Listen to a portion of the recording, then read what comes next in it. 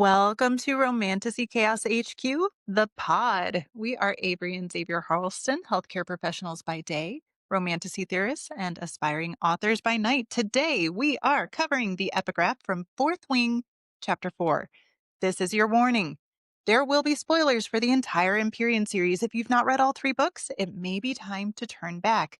We are not rated E for everyone. Xavier has a degree in cussing, and he's not afraid to use it.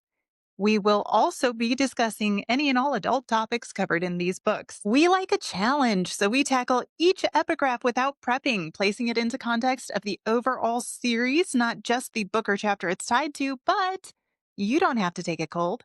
So here is our one-sentence summary of the chapter. Violet's first day in the quadrant means shocking death rolls, getting to know her new squad, learning about signets, discovering a secret relationship with Amber Mavis, and that same misguided attraction to Dane Let Me Touch Your Face Atos. There are 6 minutes on the clock, and so much Fourth Wing lore that Malik does not want it commended to him. So, don't blink, don't scroll, don't let Taryn distract you. We have 360 seconds to blow your mind. And go. The sparring ring is where riders are made or broken.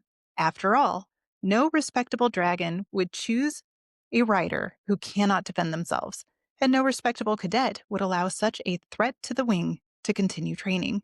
Major Offender's Guide to the Rider's Quadrant, unauthorized edition. So I know you're gonna have feels about this one. First of all, that we know what dragons want, but just riff. Okay, well, I think 2 episodes ago, I said that this was an unauthorized edition, so it wasn't necessarily like following the Navarian, Besgaiath, Writer's Quadrant, uh, line. However, what I think we can see right here, Major Offender has been indoctrinated.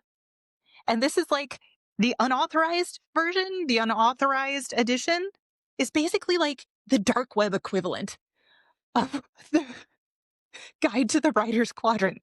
Like, maybe some of it is real, but most of it is actually like the darkest of the dark of what's going to be said. Like, Subreddit, the Dragon Guide. oh, that's I think it's darker than subreddit. I mean, I'm not even going to say what I think it is, but like that's what it strikes me as. It's like unauthorized because he or she is saying out loud all of the things that you're not supposed to say out loud. And I mean, not out loud, writing down all of the things you're not supposed to put into writing, I guess. The codex is very detailed. It it doesn't pull its punches. It's tells you can, off people. But this is basically saying you should off people because they are a threat to the wing. How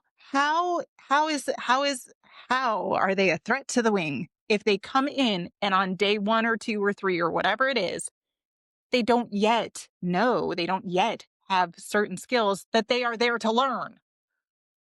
Well, and again, if you put this in the context of weeding out the people that might be venom. And, we strongly think that a lot of what's going on with the Empyrean is weeding out riders that might turn. And a lot of what the dragon interaction, like presentation, is with the humans and with the riders is to find out whether or not you're going to be a scaredy cat that will draw. This kind of, if you look through a squinted lens, could be that. But really, it just seems like, well, if you think they're weak, kill them. Well, right. And it's weak based on their physical ability to defend themselves. And I guess if we're going to believe Major Offendra, then Terran's not a respectable dragon. Or we need to look into what he actually meant by defend, right? So I do think when people read this, they're thinking, Jack Barlow, bully, defend, Garrett can kick everyone's ass on the mat. Whereas Violet outthinks everybody, and arches are a weapon, and poisoning people in the cafeteria is a thing you can pull off around people, and you can, sneak in and steal your mother's map so that you can like prove your dominance of your brain, right? So she's She not could sneak in really, and find out who you're gonna be sparring against, you so know, you know who to target. right? So she's not really defenseless, or even is her ability to generate allies. Like, does that mean she's defenseless, or is that like political strength and community strength? So she's not defenseless, and I think Terran respects that, but that doesn't really go with his epigraph that really does imply that defenseless is on the mat and that you need to be strong enough to survive the mat as opposed to strong enough to survive battle, to survive war. Right. And that's not really the same thing because there's a lot of brains in that. Exactly, like, when it says riders are made or broken, like, the pain that they experience is physical on the mat. There are far worse types of pain. There are far worse things that you can't recover from, uh, than, broken arms and dislocated joints and black eyes, especially in a world of magical menders.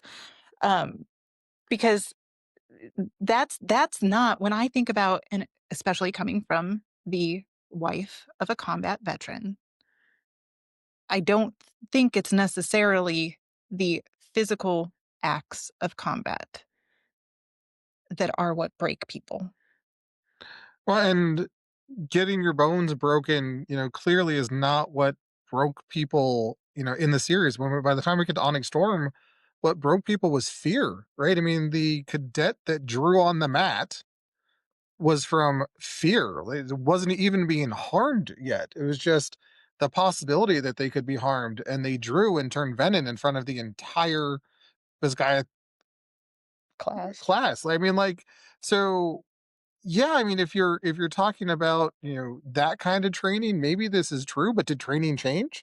Like, did the mat used to be trying to drive you to turn venom and stopping before? And then these quotes make sense, but the way they're doing just, rip your arm off kind of mat battle now, that it doesn't fit. But it does give a nice full circle moment to Violet saying she's unbreakable.